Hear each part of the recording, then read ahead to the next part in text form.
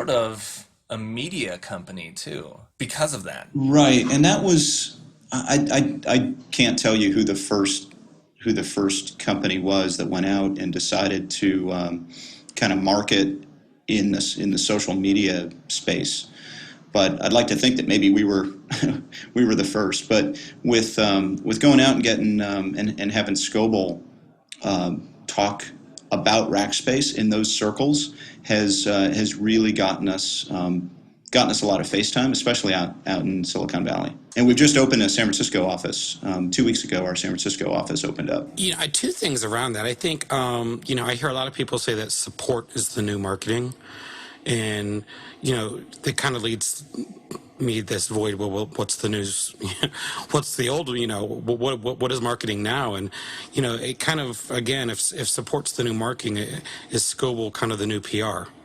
That type of thing. I mean, obviously, your support is your marketing, because that's how I knew about you guys from day one. From a service management perspective, when you look at ITIL and the tools that you use internally as the engine for your fanatical support, there's not a whole lot of mentions of fanatical support in ITIL V3, V2, V1, or the V3 refresh. How do you bridge that gap, or do you even have to? That's a really good question, and it's one that we haven't yet addressed, frankly. So, and the reason why we haven't addressed it, so we did an exhaustive search, as you can imagine, for a tool that was going to be that new engine of fanatical support. And the reason why we were going after a new tool is because as we have grown, we have had a couple of spin-offs, we've had some acquisitions, and what we are left with today are several disparate application stacks to provide support to our customers.